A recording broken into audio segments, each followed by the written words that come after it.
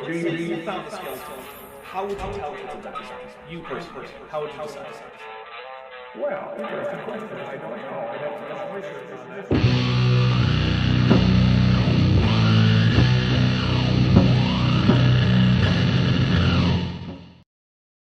Hey there, everybody. Welcome back to another Kent with Bent. This is, what is this, 79? Yeah. Yes, It that's is, what it's it says on the 79. internet. Wow. Pretty crazy.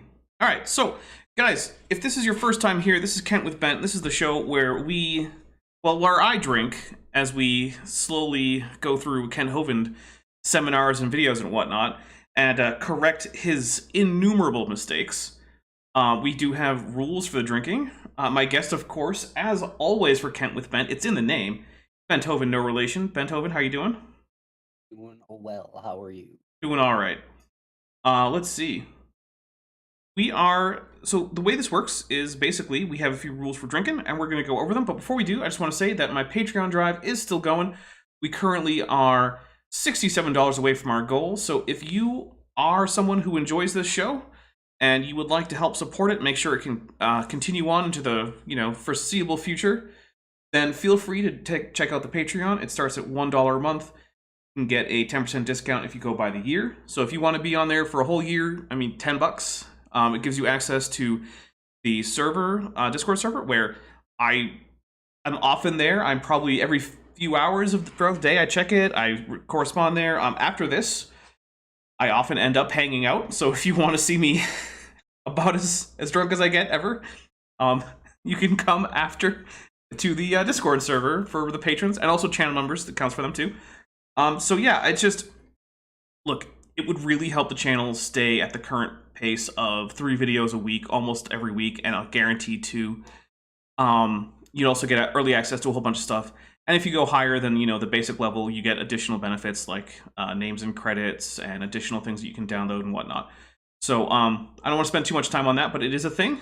So please, if you do enjoy this, go check that out. We'll probably say this 2 more times before we finally end the stream. But let's go over the drinking rules. Okay, so first, we drink whenever Kent Hovind says something that's so stupid we just kind of have to. So let's see. We also drink whenever Kent Hovind gets something right that he's not just quoting. If it's just a quote, doesn't count, because someone else said it. He didn't get it right. That is our least frequent drink trigger. We also drink whenever Kent Hovind mentions the National Socialist German Workers' Party, or any of their leaders, or any prominent figures, because he does that a lot for no particularly good reason. We also take a drink whenever Kent Hovind tells a story that we're pretty sure just didn't happen, whenever he tells a joke that didn't land, and also, if one of us predicts something, then we'll tell a joke for that. Also, there is a semi-random option, which is if Mothra or Godzilla happen to come by, either audibly or in the form of a super chat from one of my... Oh, there's Godzilla. Take a drink. And I'm drinking some Winter Snap Ale, which is... Oh, and there we go, our first super chat from Throw the Dwarf of the House of Torg for a $20 dues. Because I owe you a beer, hopes this covers it. Let me see. Yeah, that actually does cover actually the 6-pack I bought.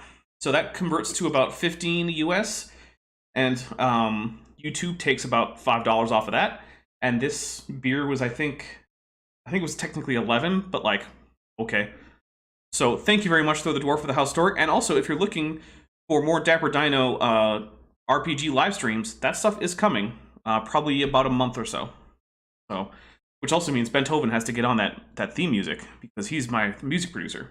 Anyway, so that Godzilla is one way. Also, if you are a channel member, you gain access to the channel emojis, 3 of which are kaiju themed. If you include any super chat with one of those, we drink for it. Also, anyone make us drink for any super chat that implies that AIG are a bag of dicks, because, well, they are. They copyright claim a lot of videos, and you just have to be creative, because, well, YouTube will censor those if you are not creative about it.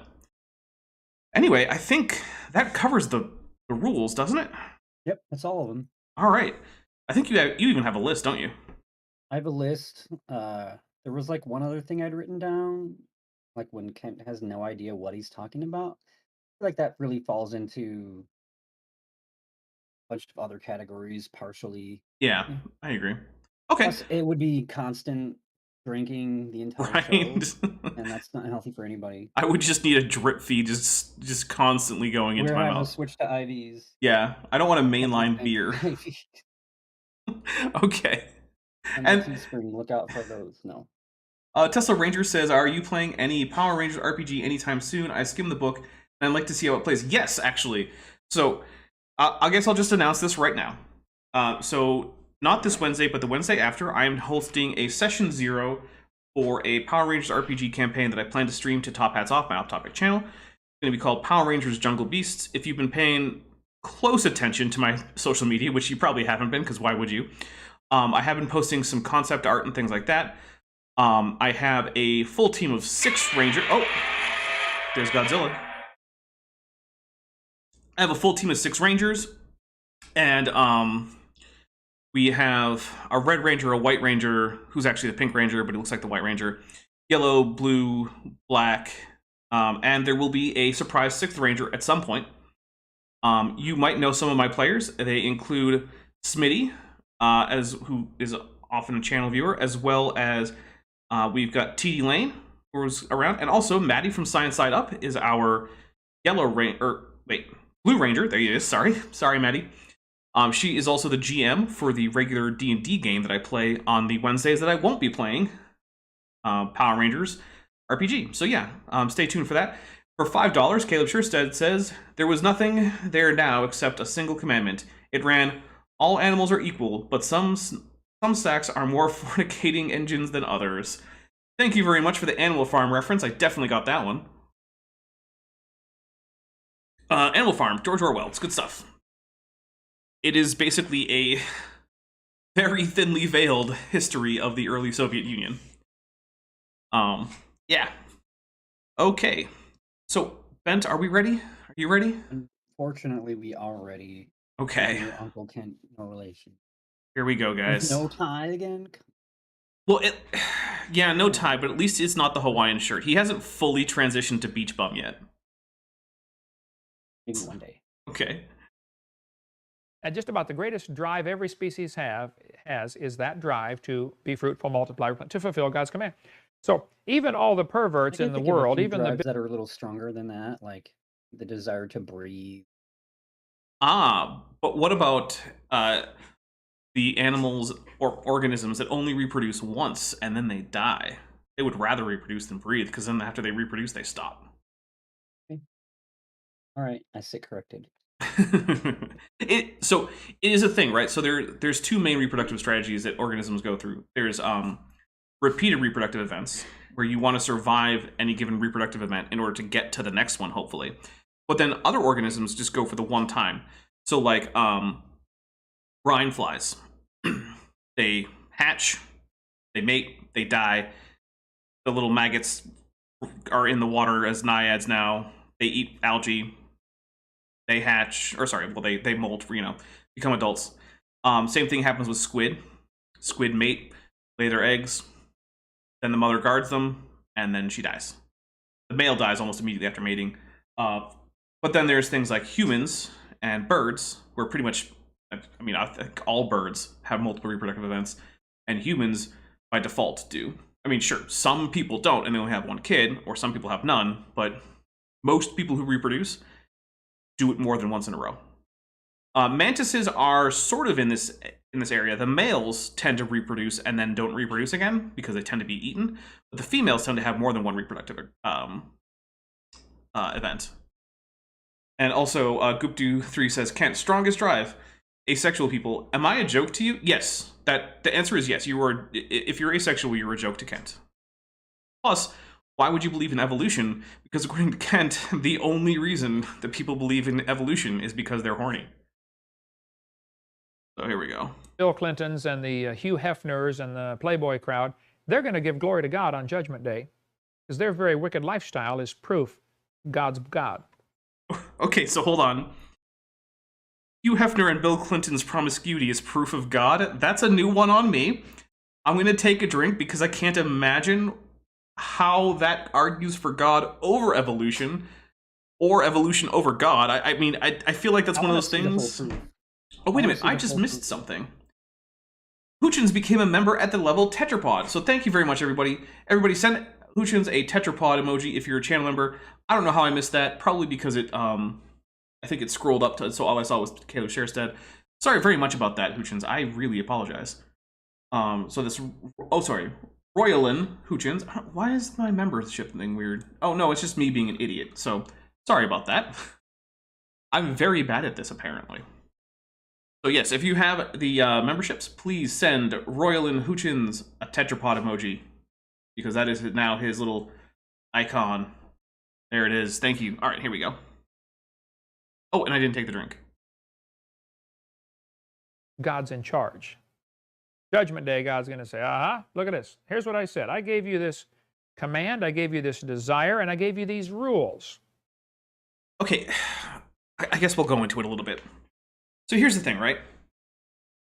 There's a couple possibilities, and sure, there's plenty, but one possibility is the Bible really is God's word. And God did one of two things. Either he directly created organisms with a drive to reproduce, or he created, like, you know, the system, like evolution, through which reproduction is the way in which species persist. Therefore, those that, in general, don't have a drive to reproduce generally won't survive. Okay.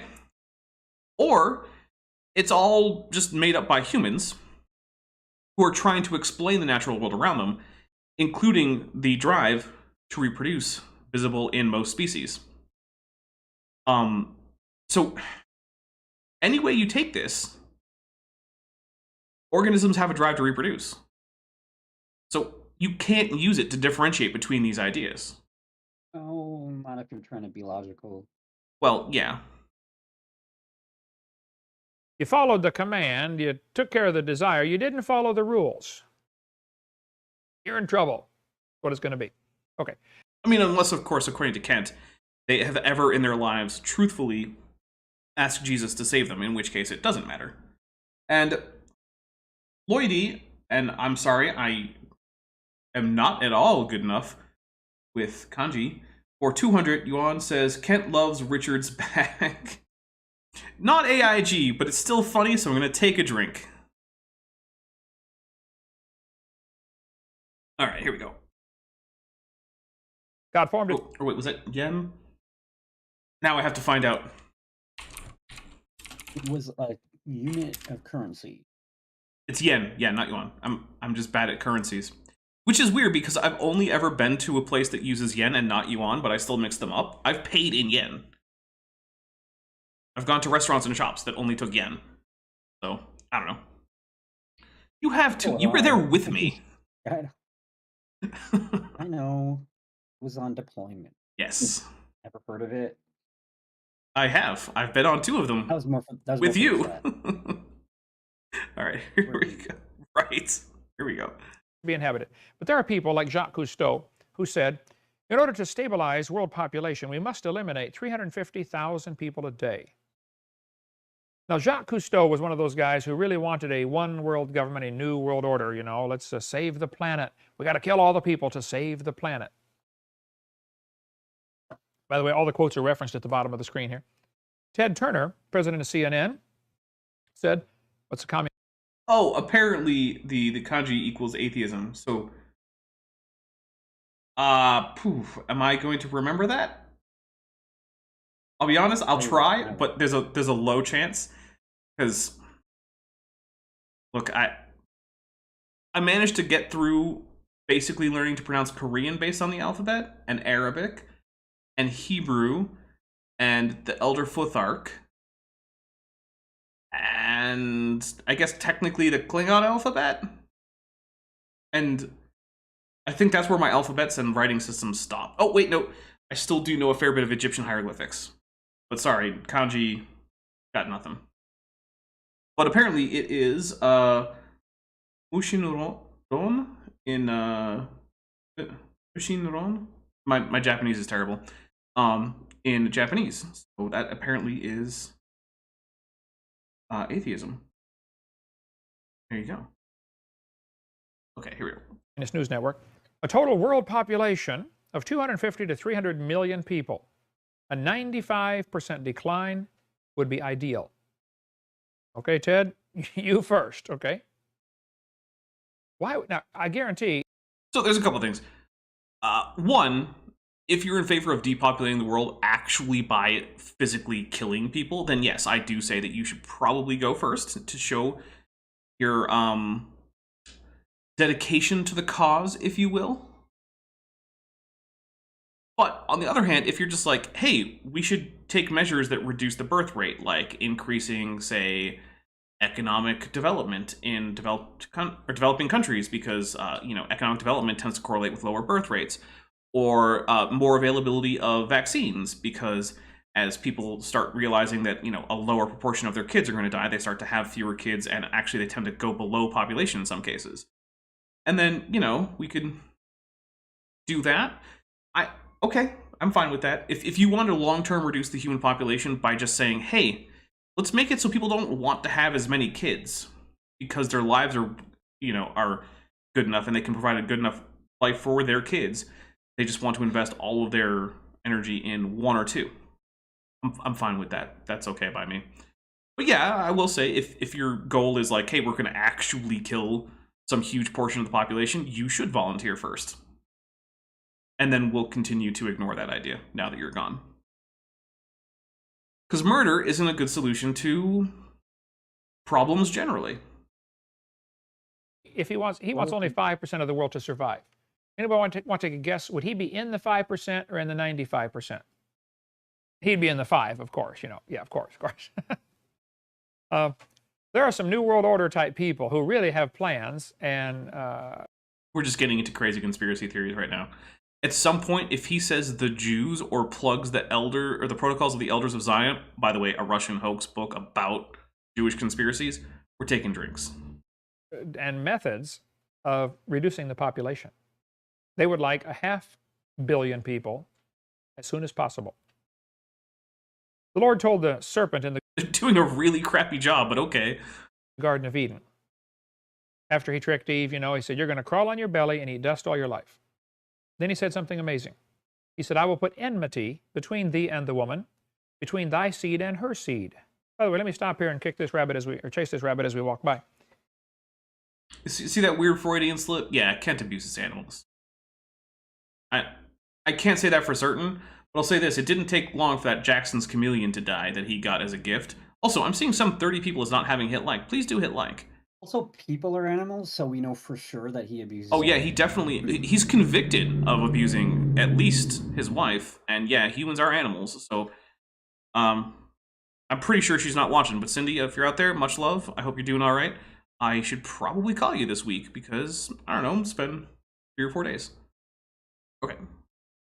For centuries, it was taught the man has the seed, the woman is only the incubator. That was an idea in some cultures. It varied. For instance, we get even in Islamic tradition, you get the acknowledgement that sometimes kids look like the mother and other times they look a bit more like the father. And then a question was, well, why is this? And while Muhammad got almost everything about it wrong, what he didn't get wrong is that, yes, in fact, some of the makeup of a baby comes from the mother and some from the father. And he was just getting this from the general knowledge at the time. People had noticed that kids resembled both parents. It wasn't a mystery. So, like, you can find this in places, I guess, but it's not the general consensus for, like, most of history. It was taught that the woman incubates the baby for the man's seed provides all the information for the baby. God said 6,000 years ago, the woman has a seed also. That was just discovered in the last few hundred years. No, take a drink. That's stupid. No, it wasn't. Look, people have been selectively breeding animals and noticing that animals basically work the same way as people for tens of thousands of years. And they've known that the female in the pairing matters when you're trying to selectively breed animals. And it's very easy to extend that to humans, especially when you can observe that people look like their moms. Like, Bent, I've met your mom. You bear a resemblance to her. That's just a thing. People have noticed this for millennia. It looked more like my father than my mother, But that's, yeah, I agree with that. but doesn't mean much, man. Like, if I'll smile, people are like, "That's your mom." Hmm. Like, you can tell. Yep.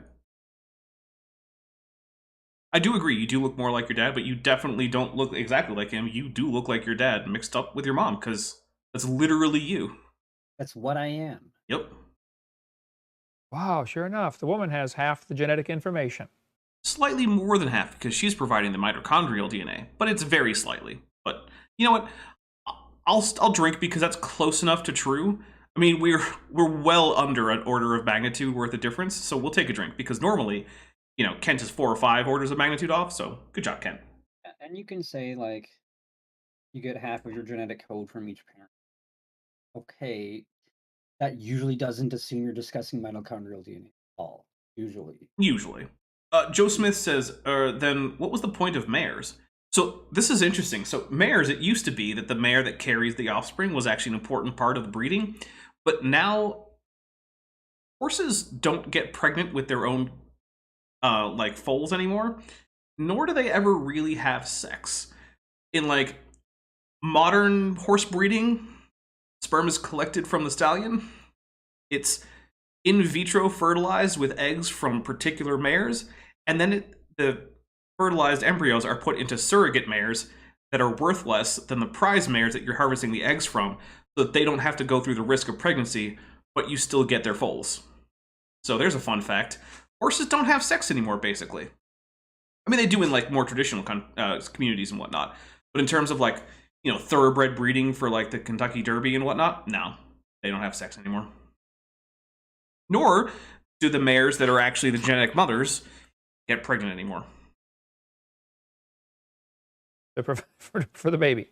But between thy seed and her seed, I mean, all you got to do is read the Bible. It's got all kinds of biological stuff in there if you just look for it. And then he says, it, talking about the seed of the woman, shall bruise thy. That is not biology. It's just talking about seeds. And I know, okay, it's a metaphor for offspring, but like, that isn't a biology lesson at all whatsoever. The lesson on enmity, maybe, but I mean, like, yeah, you can't pretend that you're gaining science at all from Genesis chapter 3, verse 15, or at least the part that is on the screen. Basically, what this comes down to is test? What could you experiment? What could you predict? Yeah. All this says is people don't like snakes much, and they tend to, try to kill them. And women have babies. But that's not exactly news, Talking about Satan. The seed of the woman is going to bruise your head. Okay, so the idea that the serpent represents Satan is a much later idea than the actual text this is based on. I'm not going to tell you that you can't interpret it that way, but to say that this is some kind of like prophecy about Satan, And if it were, that wouldn't be science at all. No, it would not. It wouldn't be biology at all. I don't understand. Yeah, and Origami Swami says, do we need to revisit the striped sticks biology passage again? We might have to. And thou shalt bruise his heel. This verse is apparently the first prophecy that God's going to send a redeemer to get man back. This was... Okay, look, I know that that's a common Christian talking point, and I'm not going to tell you that you can't, but look, if you're trying to use this as like some evidence that the Bible is making these great prophecies, I'm going to take a drink and then explain why. Okay.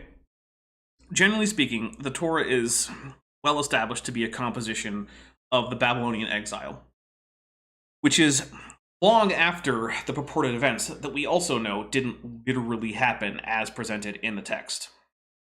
And by this point, people killing snakes and snakes striking at people was a well-known fact, as it had been for hundreds of thousands of years. And there's nothing explicit in this that indicates any kind of messianic prophecy. There just isn't. It's a mythological explanation about the antagonistic relationship between snakes and humans. That's it. That's okay. I can't say that's it, right? Because whatever religious significance you want to put in there, okay. But that's all you can get in terms of like the historical significance and its rhetorical force for people who are not already believing in the Bible. This might work for the converted, but it's not going to be something that you're going to convince anyone else from. So if you have other ways to get people into Christianity, and then you're like, hey, look, this is a cool way to read this passage now that you're in the fold, okay, fine, that's great, go for it. But no, you can't use this as some kind of great scientific thing plus a prophecy that proves Jesus is the Messiah foretold in Genesis, because none of that works. After Adam and Eve sinned, With biology God's putting... Right, and also it's apparently a biology lesson, because apparently at the Babylonian exile, no one ever noticed that kids resembled their moms. That was news. the curse on him. He said to the man, you know, did you eat off the tree? And he said, what every man says, the woman that you gave me, you know, passed the buck twice. It's her fault, and it's really your fault for giving her to me, God. That's what he said. The woman whom thou gavest me, he's trying to, God, I mean, you can't really get after me because, you know, you're the one that had this idea, not me, okay? I mean, he's the one who had the idea of putting the tree there in the first place. If you want to blame God for this whole event, it's not that hard, since he's the one who put a big tempting tree there and then said to a bunch of humans who didn't know the difference between right and wrong, hey, don't do this. Which, again, is why taking this story overly literally becomes weird, right? If you want to take this very literally, then God, one, knew exactly what was going to happen because apparently he's omniscient. Two, he basically just left the cookie jar open around a bunch of 3-year-olds and then was surprised when suddenly there were cookies gone from the cookie jar and there was chocolate smeared all over the 3-year-olds' faces. Like, if you don't take this as some kind of allegory, God is an idiot and at fault, and kind of a dick for punishing people for things he knew they were going to do and that he tempted them to do, and then also sent a tempter that he had created while saying it was good to tempt them. Which again is why it's a really bad idea to use this as a literal foundation for your theology.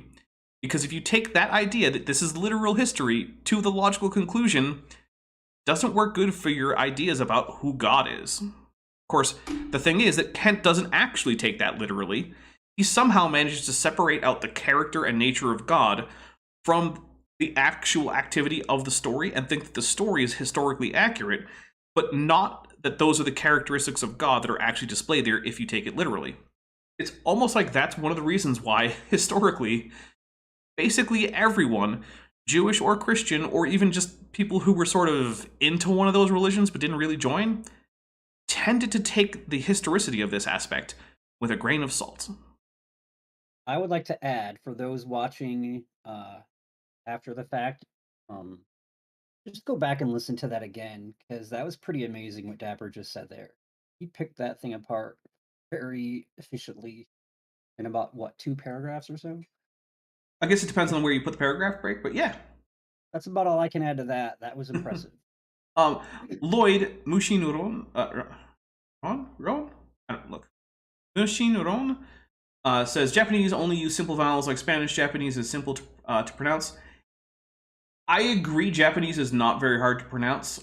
However, whenever I've tried to pronounce it, I've had the International Phonetic Alphabet transcription, in which case I actually do pretty well. But reading romanizations of it, I have no idea what to do, because I've never learned any romanization standard for Japanese.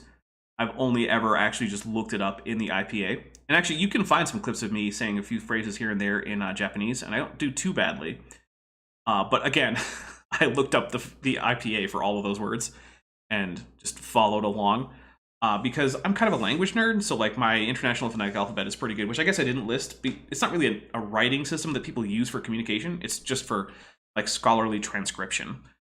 But thank you very much. That was for 666 yen, which I really appreciate. And also, it's an amusing number. And also, I like that yen is one of the few currencies where that's actually a reasonable amount to super chat.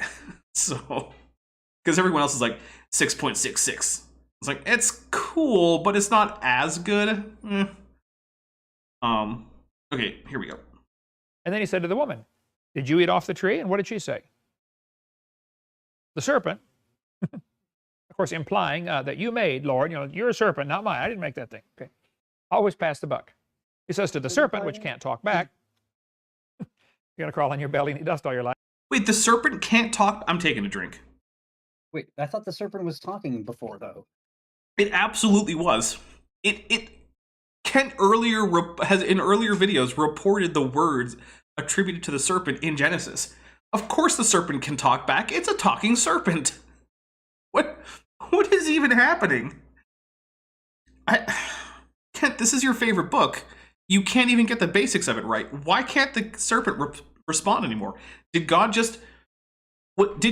give the serpent a voice just to tempt Adam and Eve, and then he took it away? Well, I don't know. That's an interesting question. I'd have to do some research on that one. Tyler West, I don't doubt that Romanji is very easy to read. I just don't know all of the rules for it, and I especially am not positive on all the vowel qualities, because again, I always use the IPA transcription for the vowel qualities. So, like, is it me or mu? Shin? Shin? I don't know. I don't remember. Shinron. Yeah, see, I feel like it's not, though, because I'm pretty sure that It's a random guess. the U Maybe not random, in but- Japanese is usually not rounded, so it's a me, not a mu. See, that's the thing. I don't know. I know. Give me the IPA transcription.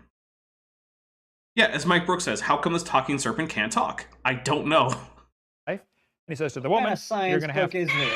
Oh, drink for Godzilla. What kind of science textbook is this if it talks about a talking serpent that can't talk? Right? Oh my goodness.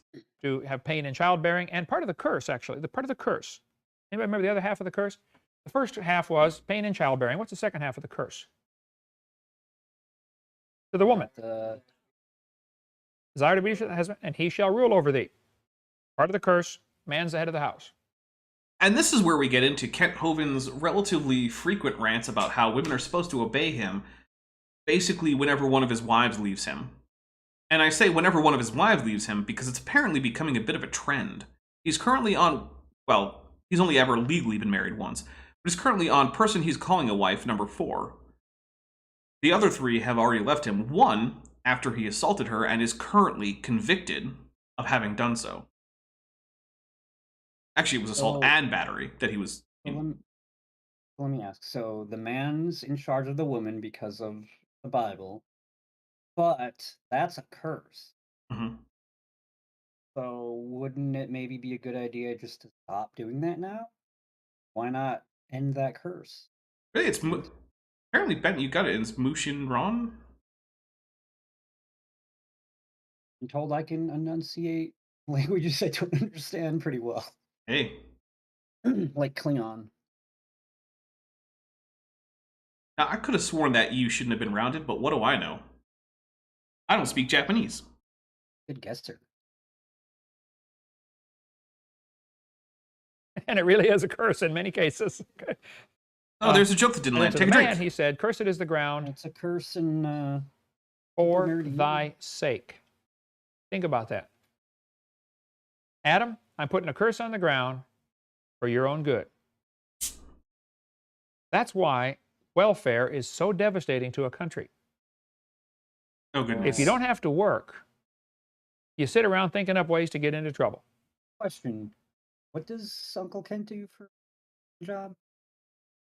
Currently... What work does he do? Does he con people out of money? Yeah, he mostly cons people out of money. That's the majority. And then he gives the people working for him unfiltered well water to drink on hot Alabama days. You don't need filtered well water. You just need miracles. Yeah. So, also, Kent, how was it, living rent-free on the dime of the United States government for 9 years?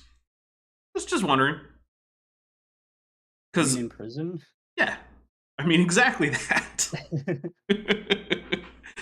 Is Look, that I've fair? never been to No. prison, but I've seen movies, and all movies are perfectly accurate, right? So that means if you're in prison, you're working while you're in prison. True. Your That is labor, true. Even if you're not getting paid much, you're still following that curse. That's true. And I will say that I think Kent was in like a medium security federal prison, which is not usually what you get in movies. But then again, it's not fun either. So don't get me wrong. I see these kids in high school, the daddy buys them a new car, buys them everything they need, they never have to work. sit around thinking up ways to get in trouble. Look, I'm not going to say that it's a bad thing to instill a work ethic in, your kids, and that if, you can, that you should just be given tons of free money for no reason. However, there are times when things happen and people need assistance. And you know what? You can have all sorts of arguments about private charity and churches support programs versus public support net, safety nets and whatnot. I don't really care. The idea that people are never allowed to accept charity is completely unacceptable, even from a Christian standpoint. Because remember, a whole bunch of what Jesus says is about, giving to the poor. Now, was he saying, hey, make sure the poor are doing some work for you and then paying them? No, he didn't say that. What he said was take everything you own, sell it, give that money to the poor people, take up your cross and follow me. That's what he said to do. Yeah, he didn't say a darn thing about making sure that they spent it on wisely, or that it was, or exactly how the funding should come about.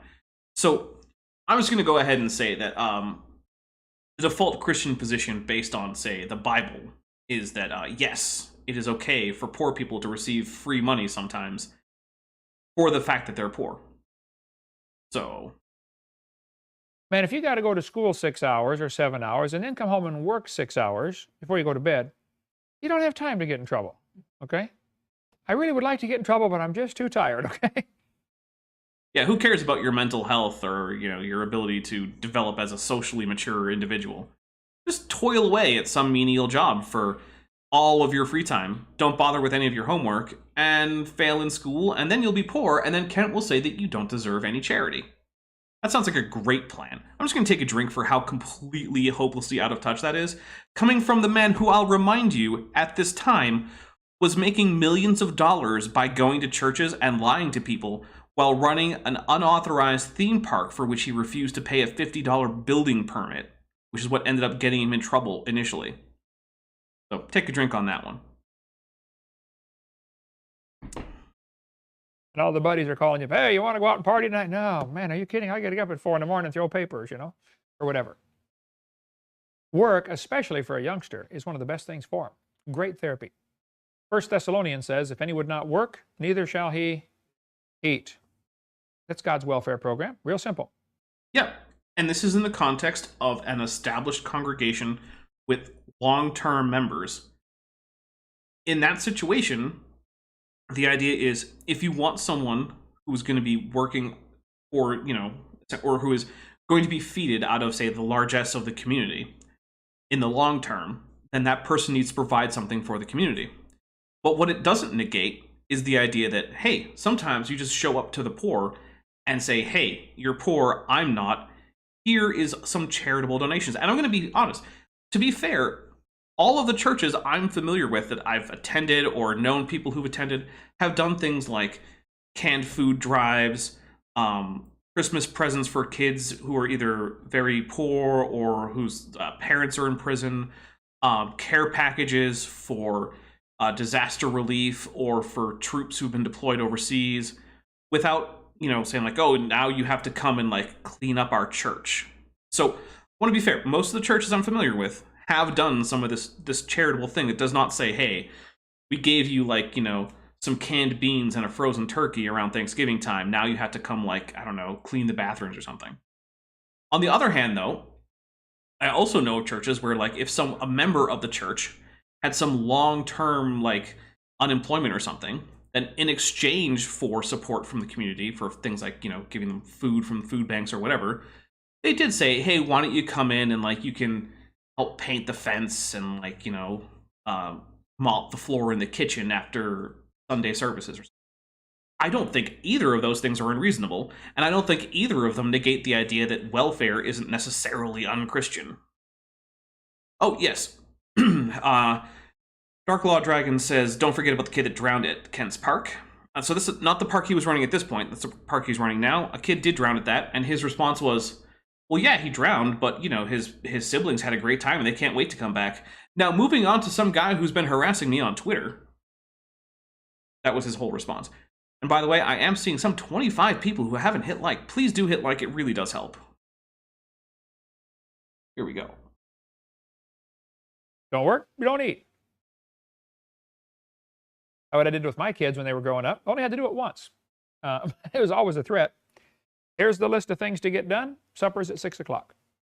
They show up at 6 o'clock. Hey, let's pray. Lord, bless the food. You know, bless the bunch as they crunch the lunch. Amen. Before you... Oh, that was a joke that didn't land. Take a drink. There we go. Eat a thing. I've been going over the list here, and Eric, I noticed you had 4 things on your list. You didn't do any of them, did you? No, Dad. I got busy. You know, playing basketball, TV, whatever. Oh, well, son, sorry. Go finish the list. Come back and eat when you're done. You don't work, you don't eat. Simple welfare program. I'm going to say I thought it was going to be worse than that. I thought it was just going to be, you just don't get dinner tonight. I don't think that is all that unreasonable, because basically all it means is, hey, go do what you were supposed to, you knew about it, and now you're going to come back to a cold dinner. Which, like... I'm not convinced that it isn't, you don't get to eat tonight, or at least it wasn't... That might have been what he actually... every once in a while, maybe. Maybe, but it's not what he said. What he said was, that's true. Get that stuff done, and then you can come have the dinner. Which I'll say is... I think not a complete... Like, that's not like when he bought the 1 soda at McDonald's and expected his 3 small children to share it equitably, and then when they didn't, he threw it out the window. That's worse. Yeah. So... I think that's worse. I mean, look, kids should be... I had to do chores as a kid. I think it's a pretty healthy thing to have to do chores. I don't know about the types of chores... It might be pretty strict based on how I've seen him act. But I'm not going to say chores are a bad thing for kids. Tesla Ranger says, yeah, Eric sleeps through his security guard jobs. So I actually did have a security job, and I never slept through it, but I knew a lot of other people who did. But my thing with that was always like, because it was a security monitoring job, like you weren't doing rounds, right? And as long as they always woke up whenever alarms came in, I didn't really care. But it was never my thing. Like, it was like, I'm working for this 10-hour shift. I'm going to be up for it. And, you know, I bring books and movies and, like, games to keep myself occupied between alarms. But that was a 3rd shift job for you, was it not? Mm-hmm. Yep, it was 4 10-hour shifts. Which I actually prefer 4 10s over 5 8s. I'd rather have the 3 days off in a row and work longer hours for the 4 days. But 3rd shift gets old. So anyway, here we go. Absolutely idiot proof. You know, no work, no eat. Simple. Anyway, God said, and back to Genesis 3. Hey, Sal. It shall bruise thy Sal. head. Now, Satan here was warned, someday a seed of the woman is going to bruise your head. Again, the serpent, not Satan. And thou shalt bruise his heel. How many of you have ever stepped on a stone and had what's called a stone bruise on your heel? You ever had one of those? They hurt like crazy, okay? Okay. One of Saddam Hussein's sons, I forget which one it was, loved to torture people just to keep them in line over there in Iraq. They showed something on TV about the stuff he did to the people over there. Unbelievable, you know. He would get their ankles in like the equivalent of stocks, you know, and put their feet off the ground. They're laying on the ground with their feet up. And he would take a billy club or a small ball bat and beat the bottom of their feet. Every part of your body hurts. I'm sorry, are we not pretending that bruise just means injured in 1611 and that it's talking about the snake biting? Because that's what's going on. I mean, like, snakes don't go around beating people's heels. They bite at your feet because Why would a snake bite at your heel? Is it because it's low to the ground, just like your heel? Exactly. It's crazy. I don't know why we're going on about, like, billy clubs and feet and Saddam Hussein's kids, which I'm not going to defend because they were terrible, horrible people, but, like, I don't know if they're still alive. I don't know what the deal is there. Anyway, but, like, this is obviously about the enmity between serpents and humans, where snakes bite at people's legs and feet. I just don't get it. I'm taking a drink for Kent going in the stupidest direction with this entire passage. I can't. It's frankly amazing. When you beat the bottom of your feet, okay? You can cause pain in your earlobe by beating the bottom of your feet, okay? Not true. How many? Yeah, I'm gonna have to. I won't say not true. What I will say is that is a citation needed because I don't believe. I'll say this: when I got like some 20 years ago, when I got a job at a factory, and I had to wear steel-toed boots, and I didn't have any insoles. And after my first, like, basically for 2 weeks, at the end of every shift, my bottom of my feet were so sore, and it hurt really bad, and my earlobes didn't feel any of that. And then my feet kind of got used to that, and then it was fine. Mike Brooks says Kent has a torture fetish, so Yeah, he does kind of get excited when he's talking about that. He did seem like that. I'll just say this. In addition to all this excitement here, I have other reasons to think that that might actually be the case, yeah. So, I don't want to get into Kent Hovind weird fetishes because I don't want to throw up, but here we go. Mostly because it's Kent. You have whatever consensual fetishes you want. I just don't want to think about Kent doing it. You've ever been to a reflexologist, a guy who massages the feet to get rid of the... You ever seen that? We had a guy in Kankakee, Illinois, when he first moved up there. One guy in our church was a chiropractor. When he came in there on the camera was... next week. Kankakee Illinois. Reflexology. Part of this entire conversation. Oh, Evidence and Reasons is drinking ginger ale. Nice choice. But Why? what about a dark and stormy Sal? Actually, I don't even know if Sal drinks, and if he doesn't, that absolutely is fine. Because, like I forgot to say, this show... Oh, did you? I typed it, yeah. Okay. If someone said that they couldn't do the drinking game tonight or whatever, and I was like, that's all right. You don't, even if you can't drink anything, but if you can't drink alcohol, but you can drink something else, just go water with some. And if you just don't want to drink alcohol, flavoring in it, you know what? You could skip one drink trigger. You don't have to do it for everyone. I'm not gonna know. The Dapper Dino Police will not show up at your house to enforce the drinking rules. I promise. Plus, we don't want people getting we don't want anyone getting sick or overdoing it. So Taco Souls asks if I have a Twitter. I do have a Twitter. It is at dinosaur_dapper on Twitter. I think it's linked in the description, but I'm not actually sure. But yeah, that is me on Twitter. Feel free to follow me. I will say one thing, like my email for the channel, it is the channel Twitter. It's not a person's personal Twitter. So if this is not necessarily for Taco Souls, this is for, say, perhaps people who've sent me rude messages before. On that email or that Twitter, if I feel like you have been harassing me or anything, which has happened, I will make things public. There is no expectation of privacy on my my channel Twitter, because essentially it's a business Twitter, right? You're not interacting with some guy, you're interacting with business front of this channel. With that being said, I don't just go around sharing all that stuff. It just is a fair warning. It is a business account. Treat it as such. Here we go. 6 or 8, 9 months old, I guess. Okay, we took him to this chiropractor and really helped straighten out his back and got a lot of medical problems straight. He said, you also need to take him to my buddy who's a reflexologist. I said, who's a what? Yeah, he massages your feet. He said, yes. What's that going to do? He said, oh, every part of your body has nerves that end in your feet and your hands. And you can, by rubbing certain parts of the feet or the hands, really help a lot of medical problems. And I thought, yeah, right. You know, I'm a biology teacher. Yeah, I'm not buying this. This is voodoo, man. You know, voodoo, witchcraft, you know, stuff like that. Biology teacher. Yeah, first, yeah, let's just drink for the blatant lie of biology teacher. Because, no, Kent, you're not a biology teacher. Teach biology, he's just not accurate about what he's teaching. Kent thinks that every base pair is a gene, and that you get half of a double helix in one chromosome. And that is in the topic of biology, and he does teach that in correct information. So I feel like if you just spew nonsense about a topic, you can't say you taught the topic.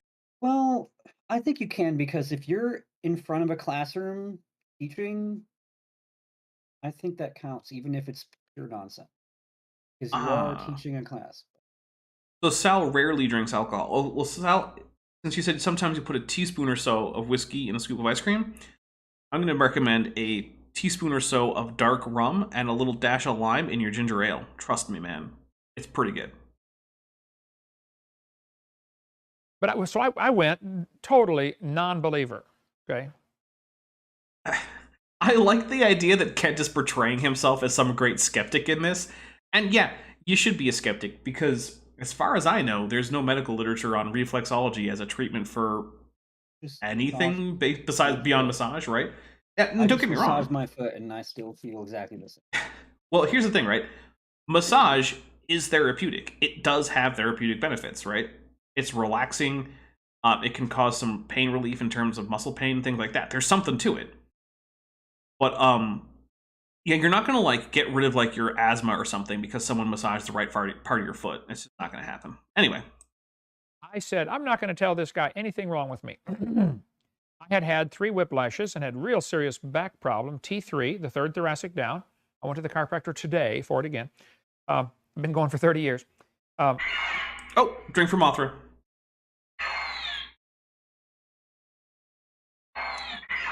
Thank you very much, Mothra. Also, Maddie is here. Hey, Maddie, how's it going? Maddie's drinking some water tonight. I approve. Water is one of the great things to drink. And by the way, like I said, if you're interested in some of that Power Rangers RPG action or D&D, Maddie is my DM for the Dungeons & Dragons game on every other Wednesday. And she's going to be the Blue Ranger every other Wednesday, if you will, for the upcoming Power Rangers Jungle Beast game that's going to be on Top Hats Off. Here we go. I said, I'm going to just see what this guy can tell me. You know, they say he can tell from your feet what's wrong with you. So I don't believe it. I sat down, lazy boy, plopped my feet up, you know, and then rock back, laid there. He started rubbing my feet. After about 15 seconds, he hit a spot. I jumped. He said, wow, you have back trouble, don't you? What do you know? A human with back pain who made a little jump at something. Oh my, I'm going to take a drink, and then we're going to talk about cold reading. Yeah, I have back problems because you just made me flinch and Well, my back hurts. Okay, so cold reading is a technique used by psychics to convince people that they're, well, psychic, despite the fact that, spoiler alerts, none of them have ever been shown to actually be psychic. So the way it works is you say things that are sort of vague, applicable to most people, and that, you know, get a good chance of being right about. And even if you're wrong, you just make some excuse. So if I say, well, I'm sensing that you have some back pain, maybe in your lower back, maybe especially in the morning and late in the day. Well, how do I know this? Oh, because that's one of the most common medical complaints among adult humans. Almost everyone has that complaint at some point in their lives. I mean, come on. It's like, oh, I have a feeling like you wish you were more fulfilled at work and that you had more time to travel. Yeah, because that's everybody.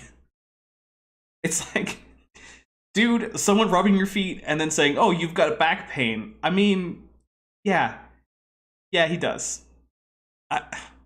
Sorry, it's just, I'm taking another drink because I'm just like, Kent, you just fell for like the most basic cold reading techniques. This is pathetic. Wait, the website says that you can do reflexology on yourself. Well, I mean, it's just a foot massage, so presumably, yeah. Right, but I assume they say no, you'll have to go pay a professional. No, they say. Yeah, and I noticed that a bunch of people in the chat are like, oh yeah, that does describe me. Yeah, exactly, because it describes a huge portion of humanity. Oh, Kent, I'm just... it's just such an obvious cold reading. That starts with the letter B. Body. Yes, body. Yes, body. Oh my goodness. Thank you, Origami Swami. All right, here we go. I said, oh, why? Why would you say that? He said, because this spot. Oh, okay. He said, I would say it's in the center of your back. Looks like third or fourth thoracic is out of place. As he played with that spot, and I squirmed in the chair.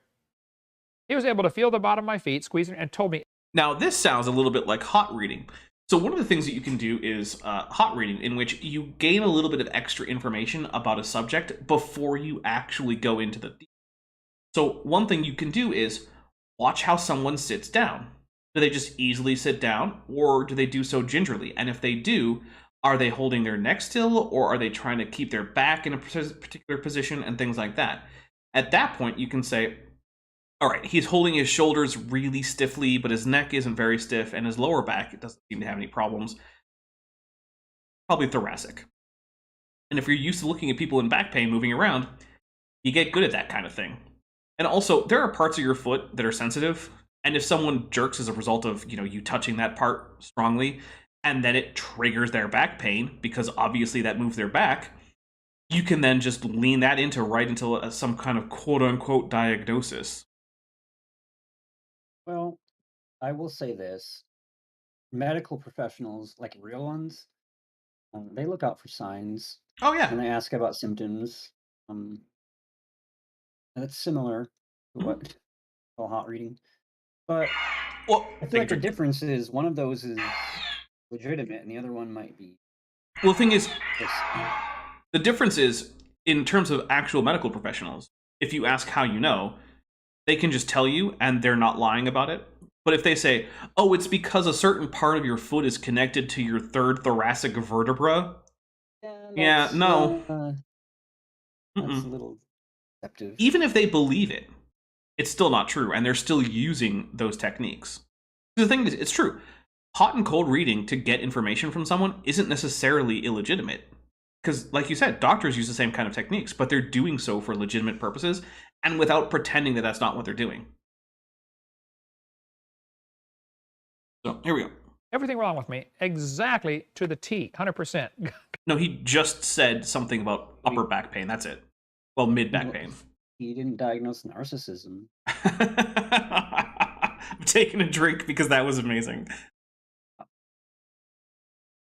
I don't even care if that's not a real drink trigger. That was really good. That's exactly right. See you next time. How many of you have been to the guy in Milton that we call him the witch doctor here? He looks in your eye. Looks in your eye and looks at the iris, keeps looking at a chart, looks at his book, looks at your eye, looks at the chart, tells you everything wrong with you looking at your eye. Man, if only this had some kind of evidence-based backing, and all it took was an eye exam to diagnose every single medical problem.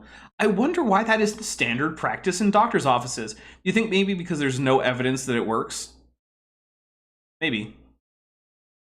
The strangest thing, he got mine 100% right just, 6 months ago when I went there first time. Said, let me see your eye, you know. But a bruise to the heel is incredibly painful. Oh yeah, we were talking about that. But it's usually not fatal. Okay? True.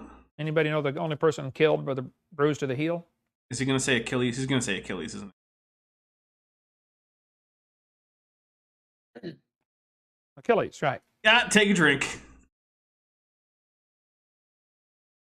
With that, guys, we're going to take a quick intermission.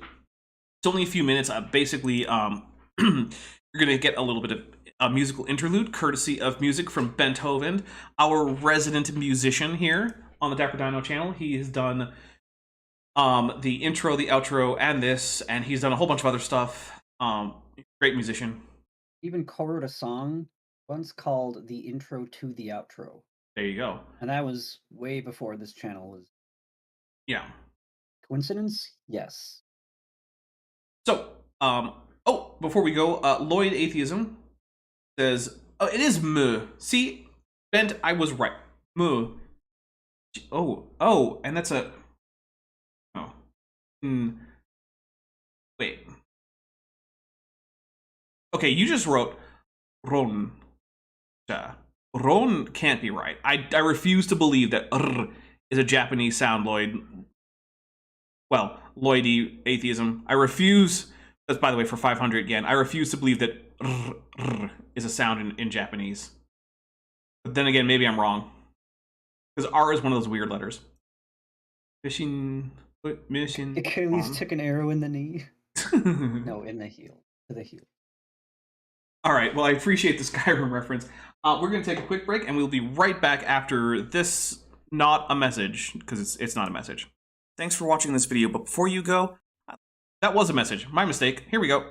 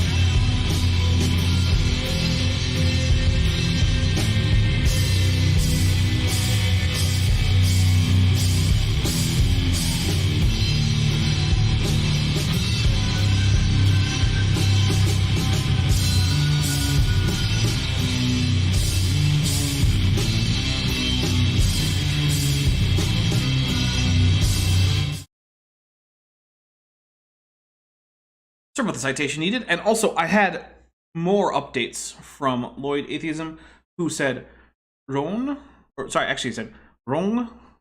So apparently, the correct pronunciation, now that I correct that, is Meshing wrong.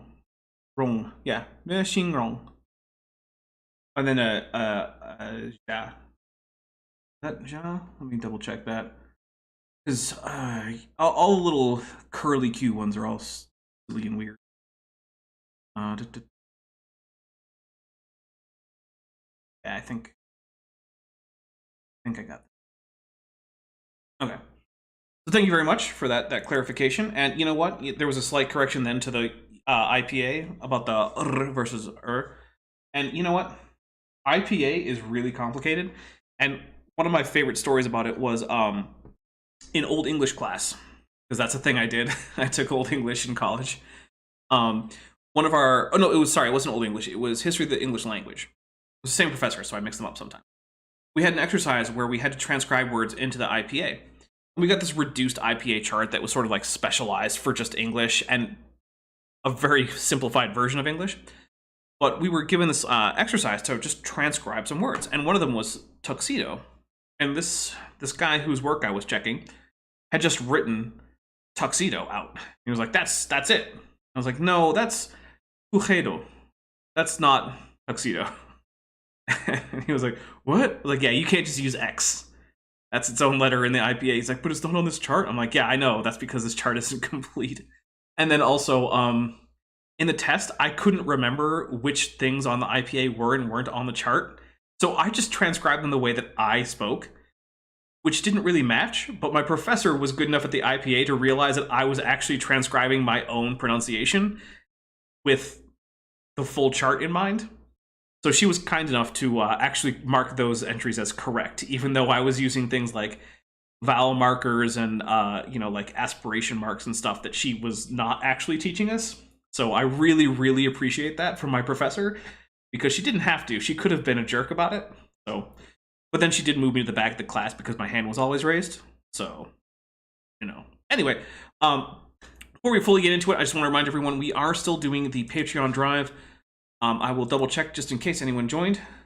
Not seeing anyone. So yeah, 67. We're still looking for $67 a month to get to the $400 a month on Patreon. Again, there's a 10% discount. You gain access to the Discord server where I hang out a lot. We watch TV. People ask me about science stuff.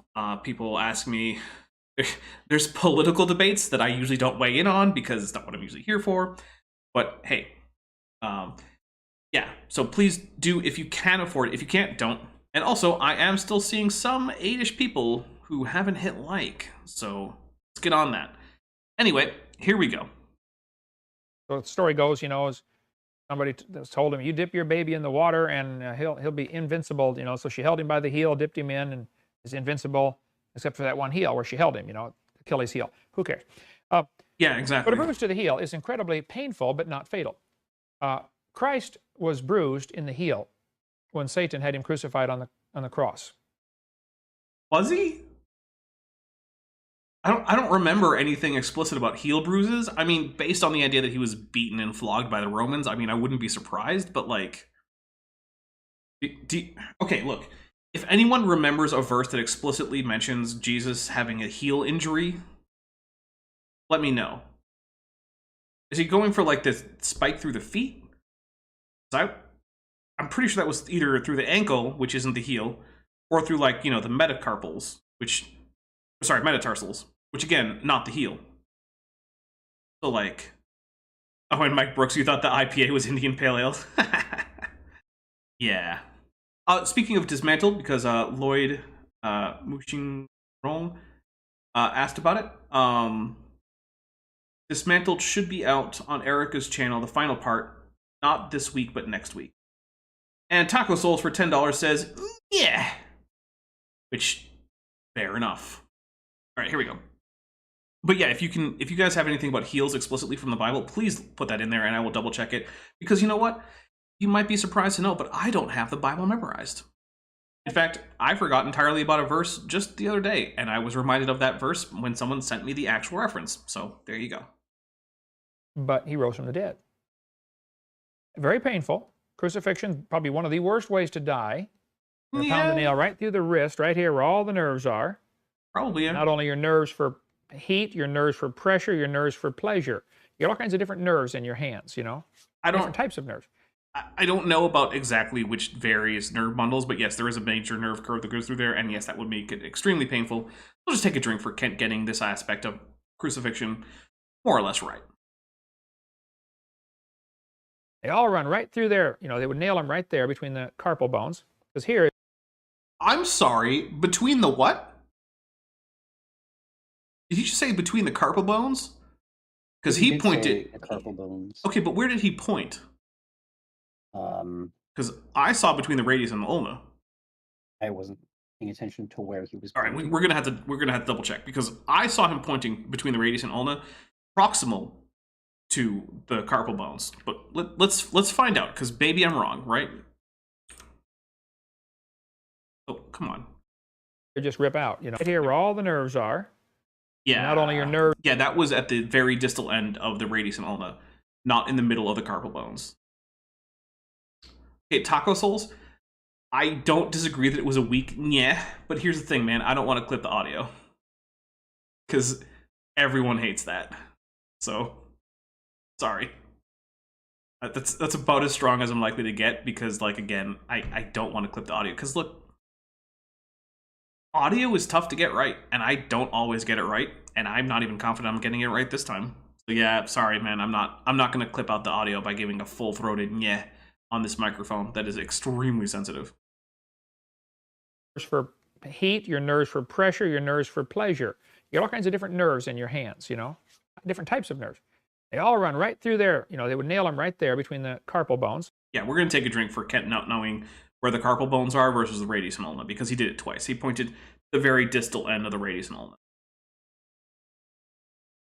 Okay. Because here, it just rip out, you know. Yes, Kent. But that's still not the carpal. My goodness, that's your metacarpals. Oh, my goodness. Have you ever seen a skeleton, Kent? Has anyone ever shown you a diagram of which bones are?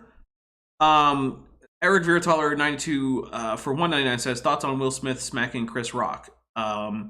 It's definitely assault and battery, and it's on camera, and I wouldn't be surprised if there's some criminal charges.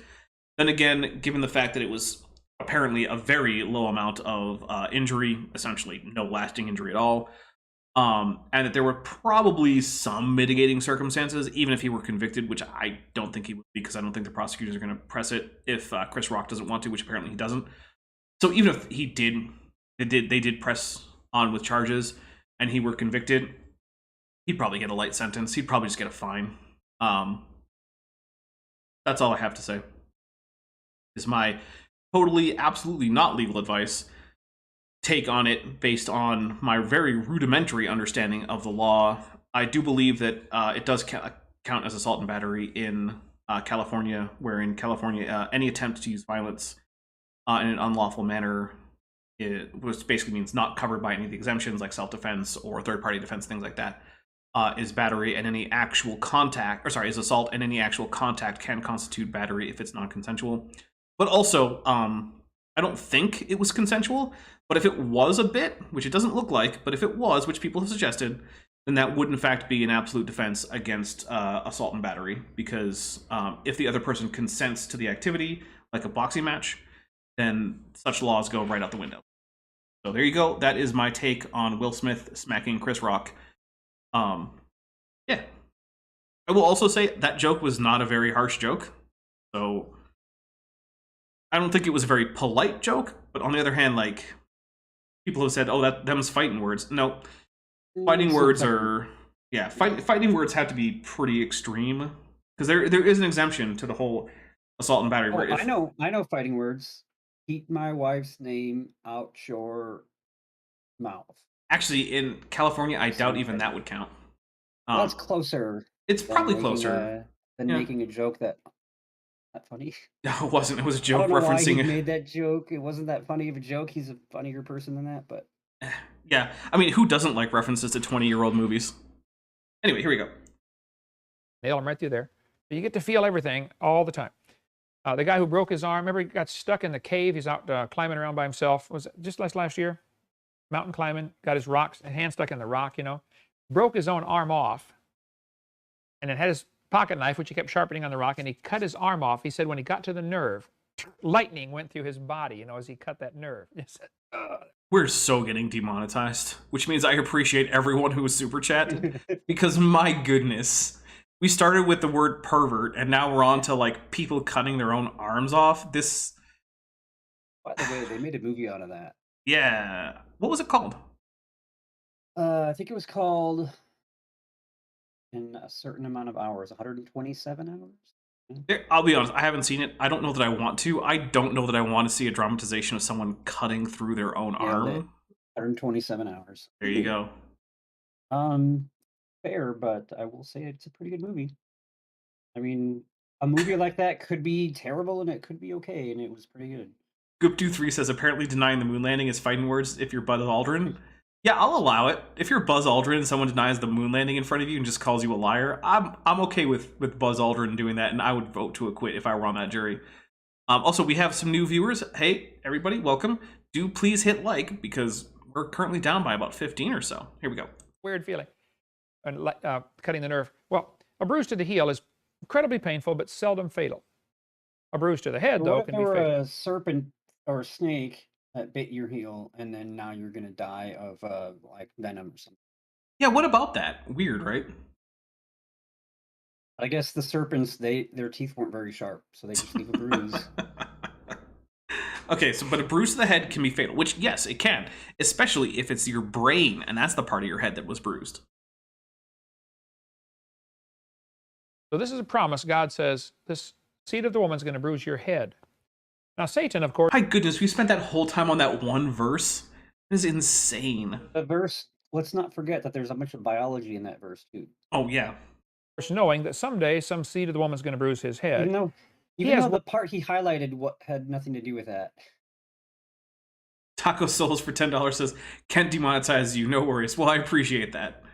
Because, yeah, I actually don't know for certain that this will be demonetized, but it's one of the more graphic in terms of descriptions, Kent with Bents. I don't think I have too many Kent with Bents that have been demonetized. I think it's like one or two. I've been actually pretty fortunate with the random whims of YouTube demonetization. Worked very hard to try to corrupt humanity all the way through. 1,600 years after Satan was told, some seed of the woman is going to bruise your head, he had corrupted just about the entire planet. There was only one guy he didn't get corrupted. Anybody know who that was? 1,600 years after the creation? Yeah, it's Noah. We all know Ken. Noah. Except, what about his family? Because apparently they were spared too. So, were they just the same horrible, wicked people as everyone else? I mean, I don't really know. Ah, hit the wrong button. Give me a second. There we go. Then, later on, Satan gets almost the whole world, and he just misses one. And that's the one God works through. Wait, hold on. So Satan has more power than God? That's the implication there. Yeah, that is the implication. If Satan missed one, then God can save that one. If not, oh well, that's too Yeah, late that's for it. them. God can't preserve anyone from Satan, and Satan has all the power in this relationship. Also, for 666 yen, Lloydie once again says, more money to help make up for Kent's arm comment, eat Richard's bank. It doesn't have to do with AIG, but it still amuses me every time. I don't know. Look, I'm a very immature 150 million-year-old. I count possibly 3 references there, like more references that you sneak in there, the more I'm going to enjoy a comment. And Olivia Williams Especially if it's The Office. Olivia Williams for $6.99 Beaver Bucks says, to help. Thank you very much. I do appreciate it, guys. It really does help. All right, here we go. God's preserving this seed all the way down. And you can read it about Revelation, about the end times, how he's going to try again to destroy the seed of the woman in Revelation chapter 18, 19, 20, somewhere in there. Okay. Anyway, it is Satan's desire to kill every... You can tell once he gets out of Genesis, Ken just gets lost. All about Genesis. human on the planet. Remember when Herod was going to kill baby Jesus in Bethlehem? What did he do? I remember. He And killed all the king. children. Let's just kill them all. You mean like God did with all the children in the flood, if you take that literally, Kent? I'm just going to take a drink for Herod, according to Kent, being less terrible than God. Because Herod only killed all the babies in one little area, according to the story. Now, is there any historical evidence outside of the Bible that this slaughter of the innocents happened? No. Who cares? If we take the narrative literally the way Kent wants us to, God was worse than Herod. Because, I mean, how do we know Satan didn't get to all those babies? Apparently he could get to all the babies before the flood. I don't know. Because apparently Satan's more powerful than God. If you take the flood story literally. So just take a drink. To be sure to get the right one. Now, it is purely Jewish tradition. I don't know that this could be proven in any way, but Bethlehem's not a very big town. Even today, it's not a very... Okay, any Jews in my audience, please confirm or disconfirm that this is a Jewish tradition, because I'm going to go out on a limb and say that he might be just making up a fake Jewish tradition, because it's not like anyone ever does that. very big town, okay? So the Jewish tradition is that there were 22 babies killed. I don't think there is a Jewish tradition about the slaughter of the innocents. I'm not aware of any. The only traditions I'm aware of about the slaughter of the innocents is Christian traditions, and the numbers do vary. But I've never heard of a Jewish tradition about the slaughter of the innocents. So, hey, Jewish viewers, please let me know if there is such a thing. One for each letter of the alphabet, of the Hebrew alphabet. What? I mean, okay, but what? Never mind. This, honestly, this sounds like a messianic Judaism, which is just Christianity wearing Jewish clothes in most cases. All maybe, I don't know. I'm not here to tell people what their religion is, but that just sounds like something that some messianic Jew just made up one day. 22 babies killed that night. Herod apparently later was called into question for this. I mean, obviously, hey, what are you going to town and kill all the babies for? You know, he has a boss too, you know. Yeah, the Emperor of Rome, who probably didn't care if it didn't cause an uprising, if we're being honest, but whatever. It also probably didn't have him. And so the whole story of this is... Okay, Origami Swami says, I'm Jewish, albeit Reformed Jewish. I mean, again, like I said, I'm not going to tell you that that means you're not Jewish. And I've never heard of that. Yeah, Vishanti, if you're out here, and a few others, let me know if any of you have heard of anything about that. Yeah. is found in the Archcove volume, which we sell in the library there. Now, whether the Archcove volume is legitimate or not, I don't know. There are some real serious arguments about it. It's a forgery, blah, blah, blah, etc. That means it's probably not. Amazing reading. If it's true, yay. If it's not true, it's still amazing reading, okay? Type of historical stuff. If you haven't seen the Archko, A-R-C-H-K-O, you might want to... Okay, we're going to have to look this up, guys. A-R-C-H-K-O. The Archko volume. Okay, here we go. The Archko volume, or Archko library, and this is Wikipedia, so, you know, take it with a grain of salt. Go double check their sources.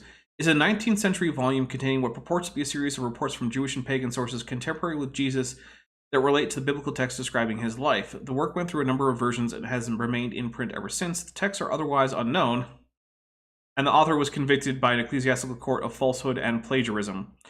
The Archko volume is regarded as fraudulent by all religious scholars. I'm just going to take a drink for all, meaning that Kent is definitely not a religious scholar, so it's just wonderful. The medievalist scholar M.R. James described the work as a, quote, ridiculous and disgusting American book, end quote. In 1879, the Reverend William Den Mahan, a Cumberland Presbyterian minister in Boonville, Missouri, published a pamphlet of 32 pages entitled A Correct Transcription of Pilate's Court. It purported to be an official report of the trial and death of Jesus. It keeps going on about other stuff. Yeah, so yeah, it's definitely not real, according to everyone who's educated in the field who's looked at it. So, if that's the source of this so-called Jewish tradition, then no, there is no such Jewish tradition. My goodness, Kent. Well, so the takeaway for tonight so far is that Kent might be the most gullible human I have ever heard of. I'll take a look at that and read some of that. But anyway, Herod was called into question for killing all this. But the bottom line is, his goal was to kill Jesus, and so he killed 22 innocent people. There have always been dictators who want to work that way. You know, they want to accomplish a goal. If you got to kill some innocent people in the meantime, oh well. Hey, Ket's right about that. You know, Take if you a have drink. to blow up the Twin Towers to get your bill passed, you know, oh well, let's. Holy crap! Kent just went full 9/11 was an inside job, and I did not call that one. Yeah, I didn't take my previous drink because once he said that, I'm putting the glass down. I don't even know. Kent just went straight up 9/11 was an inside job, and I'm taking a drink for it. I don't. Did that just happen? No, that did. He was like, you know, if you want to get your bill passed, you got to blow up the Twin Towers. Osama bin Laden didn't get a bill passed, I guarantee you. Wow. Not that I'm a fan of the Patriot Act, mind you. That's, my goodness. I mean, I'm just a little, I don't know, too offended by that or something. Yeah, I'm pretty... I don't like having heard that. I wish he hadn't have said. Yeah, me too. That's why I'm taking a drink, so my brain doesn't melt. Guptu3 for 5 USD says, this is in a conlang called Tokipona. Just pronounce it like it's an IPA. Kulupu piyanken amuli poki unpa palisa. Alright. Guptu, I'm going to be honest with you. I don't know Tokipona. And I'm going to trust you on this. If that was an AIG is a bunch of dicks joke, let me know. Tag me. Let me know. Yeah, even evidence of reasons is in there with the drink. Eric Chamian or Eric Camian, not really sure, for 20 USD says, oh, go for it. I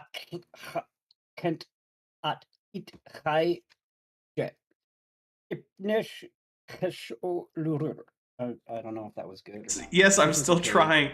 So it was almost got it. It's Inshep, not Ipnesh.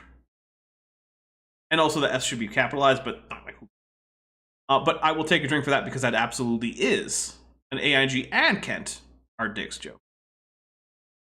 I am okay at pronouncing Klingon, even though I don't understand very much of it.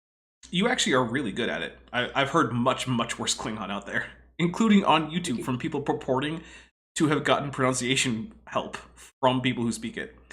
Thank you. And I got help from you. Apparently Darkloud, although not much. Apparently Darkloud Dragon speaks some Tokipona and says yes it is. So we'll take a drink for Guptu 3. And apparently Guptu, he literally said Ken Ham's organization, but whatever. Yeah, that works for me. Okay, I'm going to do a quick thing on Tokipona. I like the idea of the minimalist lexicon. However, in any speaking community, because you're going to end up having to refer to things somewhat more specifically than the Tokipona lexicon of like 500 words or something allows, you're going to come up with neologisms while on paper they just look like, you know, phrases in Tokipona. They're going to end up being lexical entries. And so I actually just reject the claim that Tokipona has the number of lexical entries that it claims to. Any actual speaking community of Tokipona or communicating community of Tokipona has far more lexical entries than are in the Tokipona reference lexicon. That's not a bad thing. It's just a thing that people who are into Tokipona pretend isn't the case. Well, not all of them, but some of them. Anyway. Blow up the Twin Towers. Innocent people don't matter.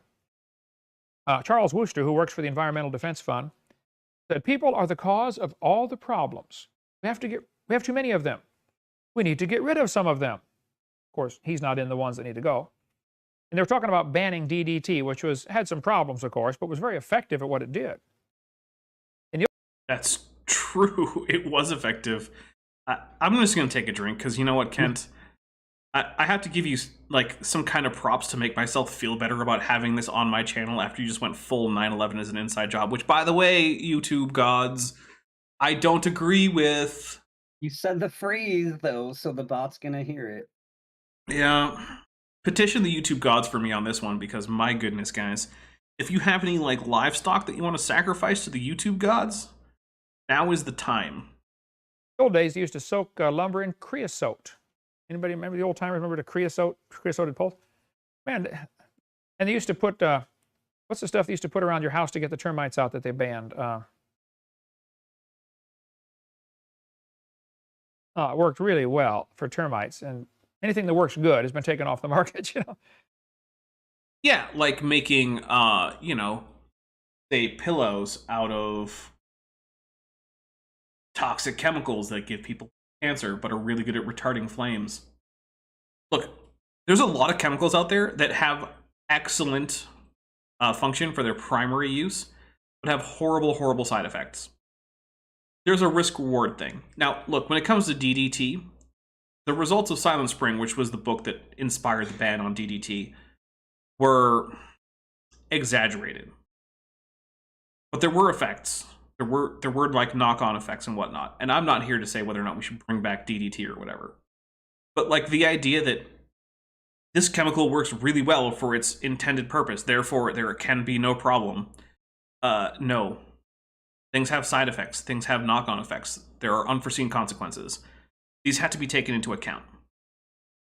Now you got to have stuff that brings them in. What Termidor is what we use now, you know. It brings them in. They eat it and go back to the hive and or whatever the tribe and a colony and kill them. But it's a colony, Ken. Termites have colonies. Now, to be fair, the difference between a hive and a nest and a colony in terms of eusocial insects is basically arbitrary, so I'm not going to knock Ken too hard. But yeah. Here they were talking about banning DDT, and Wooster said, well, if we ban DDT, it will help lower the population of people. I have no idea if that's a thing he said. If that was his reason for wanting it banned, I'm against it. I'm going to say that. Interesting. Bill Clinton, spelled with a K intentionally there because of his communist leanings. Oh my goodness. Oh, taking a drink. Bill Clinton was not a communist. Not everyone to the right of Ronald Reagan is a communist. To the left of Ronald Reagan is a communist. Or to the right. I have a question. Are Democrats communists? I mean, some might be, but in general, no. In general? No. The platform, Can you please stop, right?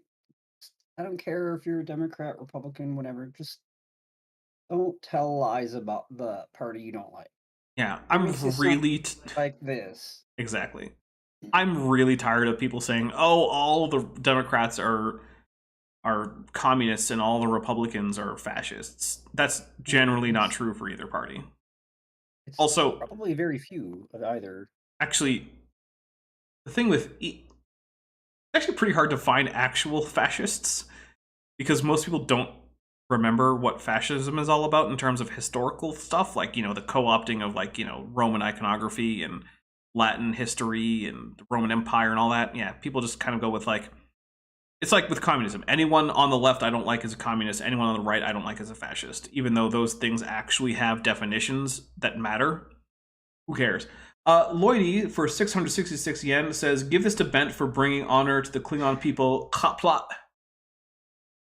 Actually, I actually owe Bent some money. Tell you what, Bent, when my $5 from the Nielsen Rating Company comes in, you can have the $5 bill. How's that sound? Thank you. There you go. And some of that is the money that I already owe you, because I think I owe you like $3, and some of it is like the $2-ish that the 666 yen comes out to. We'll call it even. Deal. Bill Clinton signed the Biodiversity Treaty in 1993, which says, we must either reduce Earth's human population to 1 billion, or reduce the standard of living to an agrarian peasant status. Okay. What are they trying to do? I actually don't know if Bill Clinton signed that. I'm not a big Bill Clinton booster either. If he did, well, I would object, but like... I bet he signed it with a K because it was someone else. Also, here's a fun fact. A president signing a treaty in the United States does not actually make the United States bound by that treaty. Treaties have to actually be ratified by the legislative branch in the United States. So what happens is the president signs a treaty saying, yes, I think this is a good idea. And then it goes before legislative branch, and they have to vote to ratify it, and only then does it actually come into effect as a binding law in the United States. So Bill Clinton can sign as many treaties as he wants. But if the legislature rejects them, it doesn't matter. In fact, that's happened with a lot of treaties in the past. Many US presidents have signed treaties that were never ratified and therefore have absolutely no force in the United States and might as well have just not been signed. Also, I'm going to point out I really appreciate the proper spelling of Kapla, because I get a lot of bad spellings of Klingon. I forget the glottal stop.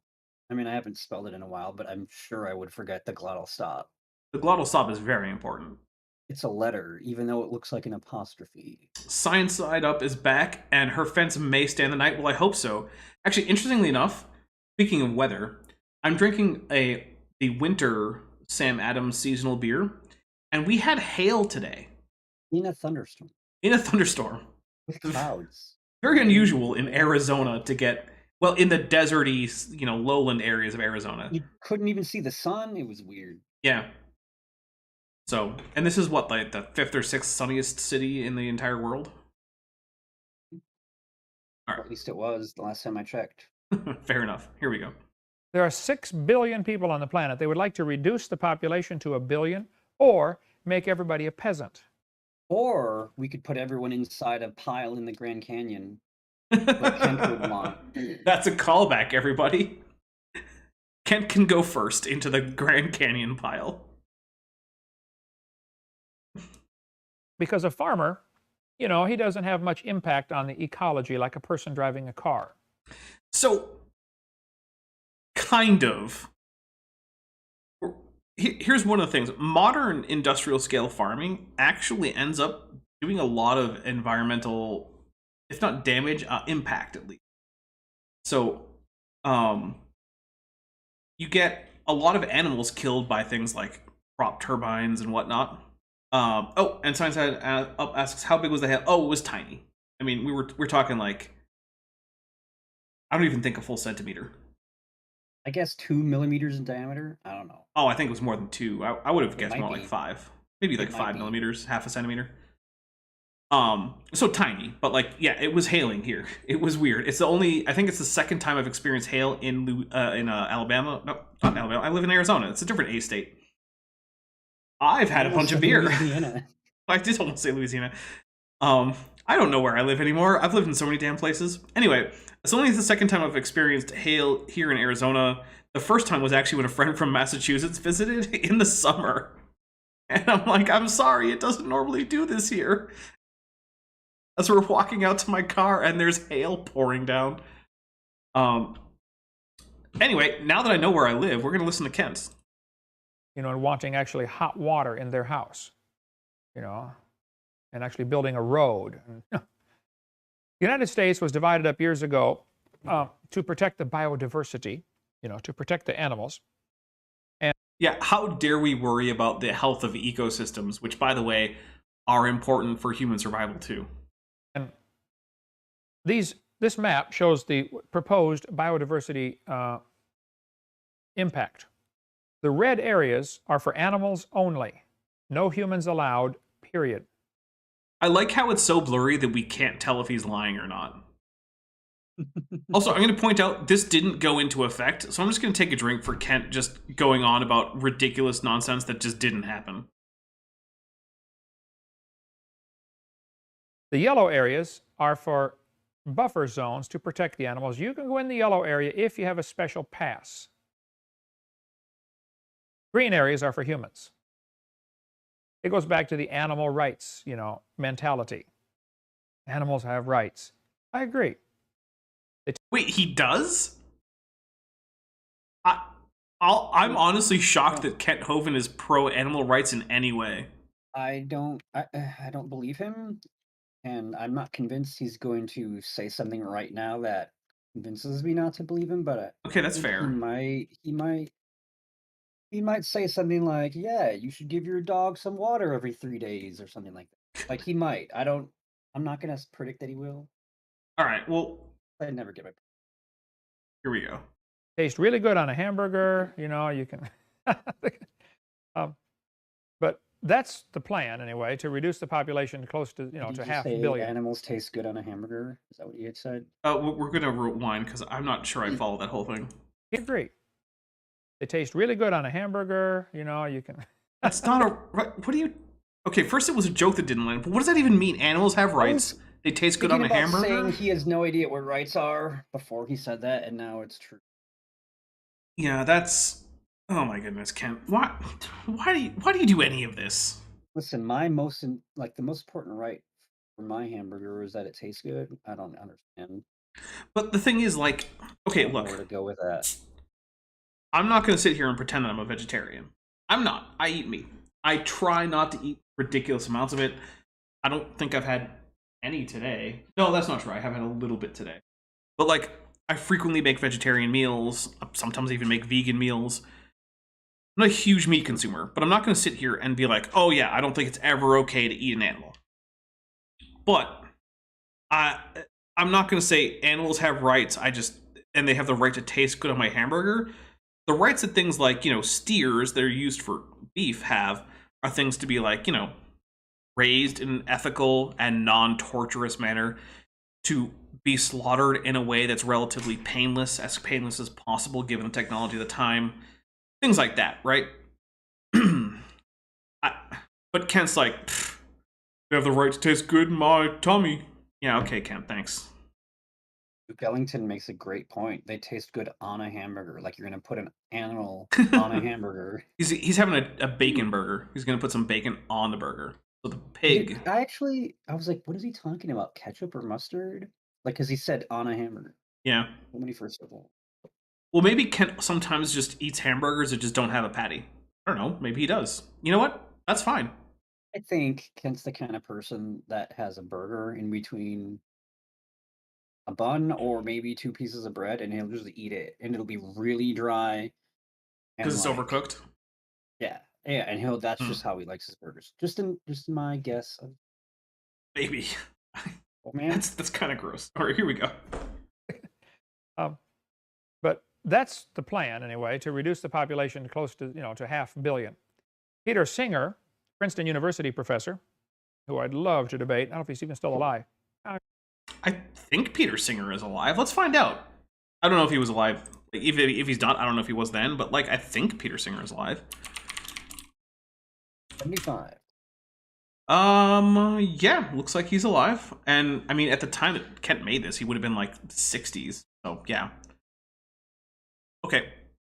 Anyway, yes, Peter Singer is a very controversial guy. He's most... Actually, it's up here. He's most controversial for saying that babies, actually, well after birth, should be... you should be able to kill them at basically the whim of the parents.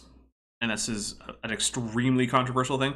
While at the same time arguing for at least strict vegetarianism, if not veganism, on the basis of animal suffering.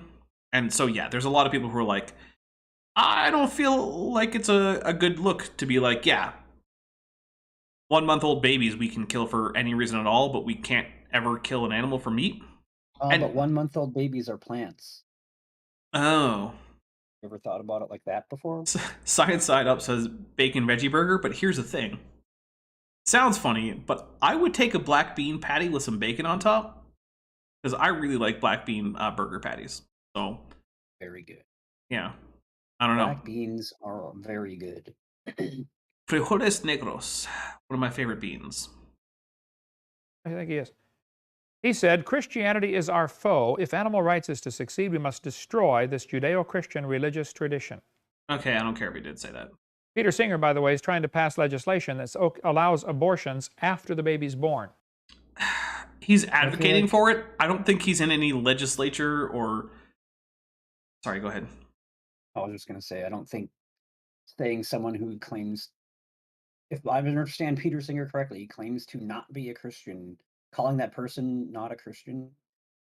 Hey, what point is that? That's like, Kent, you're a Christian. There's no point. Actually, saying that. Peter Singer is, I believe, ethnically Jewish, although he's not religious. And he actually had, I think it's grandparents who died in the Holocaust. He's like close kin of Holocaust victims, which is interesting because people accuse him of being a member or being akin to a member of the National Socialist German Workers' Party because of his stance on infanticide. So, you know, And look, like I said, not an uncontroversial figure. I'm not here to defend Peter Singer. Really know. You have very 28 little days to about- decide if you want to keep it. Sounds like the Spartans, you know, in 2,000 years ago. Are we going back to heathenism? Peter Singer gets his way, we will. A couple good websites about that. If you want to see about Peter Singer's philosophy. Look, if you want to know about Peter Singer's philosophy, just go read it. He's open about it. He doesn't hide this fact that he's okay with infanticide up to a much older age than most people would be okay with terminating a human. Alan Gregg said, he works for the Rockefeller Foundation, the world has cancer and the cancer is man. Where do people get a dumb idea like this? I mean, maybe it's the vast amount of, ecological disasters going on, and I don't agree that makes man a cancer, but it's a concern. Sorry. But I will say this. Quite possible they didn't literally mean like cancer, like all of mankind is a malignant and metastatic growth. I think it was more metaphorical. But Yeah. even then, because I assume Kent's response right now is I don't understand that. Like it's a literal statement. Like when someone called him a snake oil salesman, he's like, I've never sold a can of snake oil in my life. What are you talking about? I hate that Did you so really just much. say that? He did. He really did. I know he did. We don't sell literal snake oil, so I'm not a snake oil salesman. It's an actual take from Kent Hovind. It's amazing. Lloydie for 500 yen says, mother's milk is for babies, cow's milk is for baby cows, almond milk is made from baby almond trees. Not for. Also, Tesla Ranger says, how do you have an abortion after the child is born? See, for Kent, the words abortion and infanticide are synonyms. So that's the reason. That would be how, but because he thinks of it as the same. Man, I can't drink almond milk anymore. What is soy milk made from? Is it from baby soys? I think it just means I am milk. Even Oh, though soy milk, wouldn't it be yeah. like leche then. Yeah, soy leche. That makes me wonder, is the word for soy in Spanish soy? And so does like Spanish soy milk just say soy leche? I don't know. Here we go. The Bible says God created the world for it's his world, but he created it for us. He gave us, dominion over the earth. Yeah, but humans were supposed to like take dominion over the earth as like careful gardeners and not as like despoiling conquerors in basically every tradition I'm aware of that takes these texts seriously. And the only traditions I'm aware of that are like, just do whatever you want, are the ones who have just decided arbitrarily that I guess the apocalypse is coming soon, so you might as well dig everything you can out of everything. But like, yeah, that's not actually the consensus in the religions that take these texts as scripture. Weird. Prince Philip, who's the husband of Queen Elizabeth, and she's the one who invented the microwave. Late husband. Yeah. It was like that. Think about it. You'll get it in about 20 minutes, okay? Oh, it was a joke. Prince Philip said, if I could be reincarnated, I would wish to return to Earth as a killer virus to lower human population. Do we have to? No, we don't have to. By the way, David DB number says soy in Spanish is soya. All right, fair enough. So it's probably actually leche de soya, probably what the label says in Spanish, which does not at all look like I am milk. Darn. Oh, it's soja. Yeah, leche de soja. So I, for some reason, put the J like it was German because I'm an idiot. But I did successfully predict the form, leche de soja. Soja. You know what? Spanish is too inconsistent about the actual versus for J. But yeah, soja is probably right in a lot of dialects. Levels. You say, man, that's terrible. Well, especially when you consider he's got a huge majority holding in ADM, Archer Daniels Midland, which is one of the largest food distributors in the world. Yeah, a food distributor definitely wants fewer people because then they can sell more food to the smaller... Wait. No, that's stupid, Kent. Take a drink. Oh, it's because they control Suppose you get a guy in distributor, so they can limit the food. That's why now we only have 300 million people left alive, right? Is that how history is unfolded? No, I think we're coming up on No. 8 billion, if we're not Oh, already yeah. past it. I don't But he know. just said 6 billion. Let's And find that was out. what, 2005 or something? And Current it's supposed to go down. world population. Kent wouldn't be wrong. about 7.9 billion. Yeah, almost at 8 billion. He wouldn't be wrong about that. Oh, I guess he was.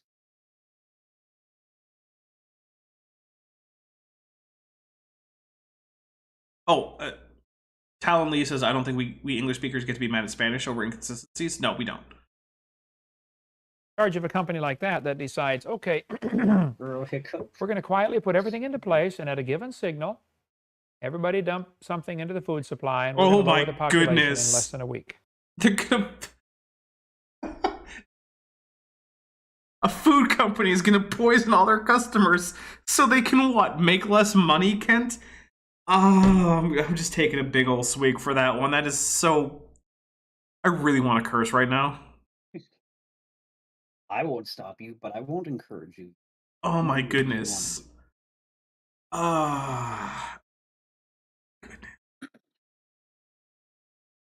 He's in a position to do it. Well, not anymore, and apparently it didn't happen, Kent, so I guess we dodged that bullet. You get a guy with a motive and a method.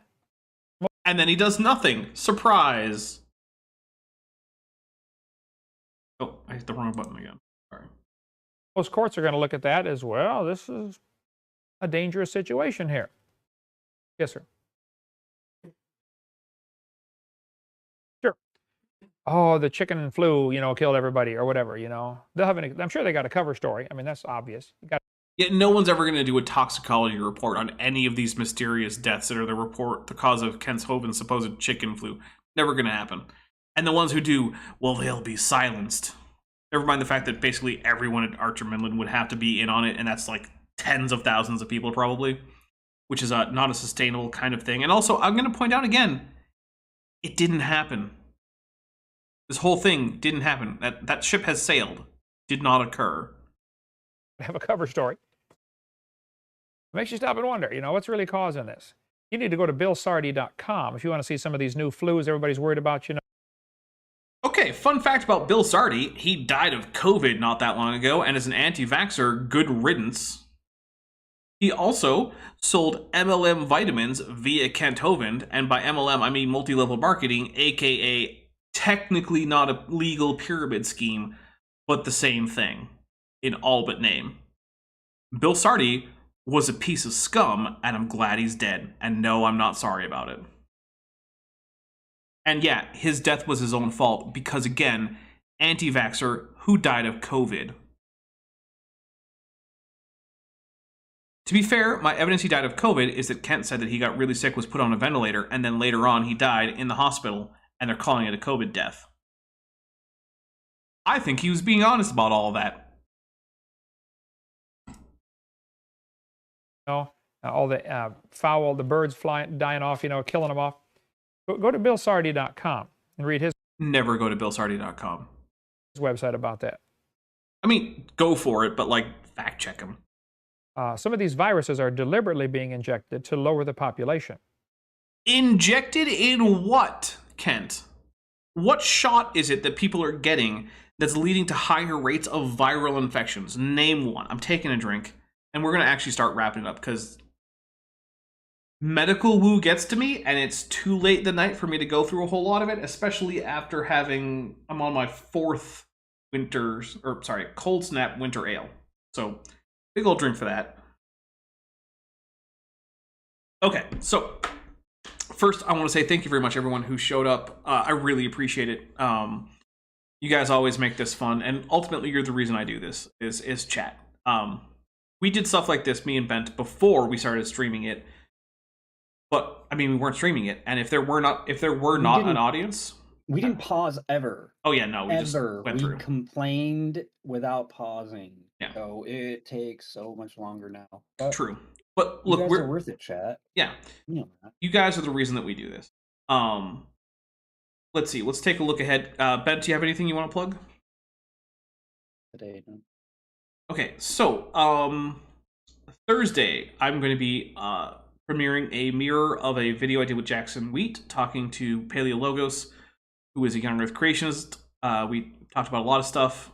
I was a little harsh, not rude, but like blunt, shall we say. So that's Thursday. That'll be noon Pacific, 3 p.m. Eastern. Then normally we stream on Saturday, but Saturday is not going to be great this week. So I think Bent and I are just going to do a quick... Well, actually, I think we'll just do a Kent with Bent ultimately on Friday. Look forward to a Kent with Bent on Friday. And then, like I said, I don't think anything's coming on Saturday because I don't think... there's stuff going on. I just don't think Saturday is going to work. Then Tuesday the 5th will be should be another Kent with Bent. So what does that put us up to? Like 81 or something? 100 soon enough. We're gonna have to make True. a big special event for the 100th episode. 100 hours. All right, so I might quit. Bent quits at 99. Lloydie for 500 again says, thanks for a good time. Thank you for stopping by. I really appreciate it. And I appreciate all the super chats. I appreciate everyone who super chatted and who joined, including Lloydie. And yeah, it really does help. And I just want to say, once again, there's going to be a plug in the end credits for the Patreon. Please do go ahead and consider that. I understand if you can't afford it. I get it completely. But I will say, like, we're only 63 away. If everyone here joined for just $1 a month, we'd meet the goal. So, and if you join for more than that, that's just gravy. So please do consider. Again, if you can't afford it, please don't. But that's it. I'm gonna say goodbye, everyone, and yeah, I hope you all have a wonderful rest of the week. Bye. Thanks for watching this video, but before you go, I'd like to take a minute to thank my channel members and patrons, especially those pledging $20 or above. Bob Knob, Bent Hovind, Denny5252, Ian Chen, John Ackerman, Chris Love, Landed Knoll, Sphincter of Doom, and Patrick Dennis. Without the help of the people whose name you see on screen right now, this channel simply wouldn't exist. If you'd like to join the team, there's links in the description to my Patreon, as well as a join button right below this video that will allow you to join on YouTube. Joining gets you access to an exclusive Discord server, early access to my videos, often more than a month in advance, as well as other perks depending on how much you decide to pledge. However, if a monthly or annual pledge isn't for you, there are other ways to support the channel, including a merch store down in the description, and hey, just liking and sharing this video always helps a lot. Thank you very much. I'm the Dapper Dinosaur.